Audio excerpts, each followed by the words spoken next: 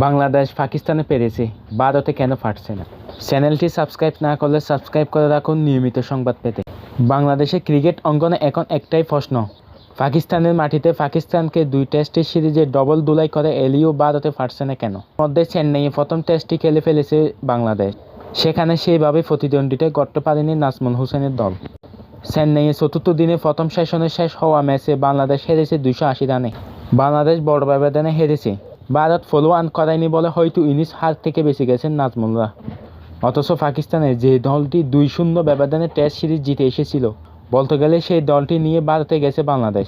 পরিবর্তন শুধু একটি, ছোটোর কারণে নেই ফাস্ট বোলার শরীফুল ইসলাম, তার জায়গায় দলে ঢুকেছেন উইকেটকিপার ব্যাটসম্যান জাকের আলী। শরীফুল অবশ্যই পাকিস্তানের দ্বিতীয় টেস্টটিতে খেলতে পারেননি। তাহলে সমস্যা কোথায়? ভারতে বাংলাদেশের ব্যর্থতার কারণ আসলে লুকিয়ে আছে ভারত ও পাকিস্তান দল নিয়ে বাসিত আলীর একটি আলোচনায়। পাকিস্তানের সাবেক ক্রিকেটার নিজের ইউটিউব চ্যানেলে ভারত ও পাকিস্তানের ক্রিকেটারদের মনোভাবের পার্থক্য নিয়ে আলোচনা করেছেন। বাসিত আলী সেই আলোচনায় উঠে এসেছে ভারতের ক্রিকেটারদের মনোভাবে তাদের পাকিস্তানের থেকে এগিয়ে রাখে। এখানে উদাহরণ হিসেবে বাংলাদেশকে টেনে এনেছেন বাসিত। আমরা পার্থক্যটা জানি।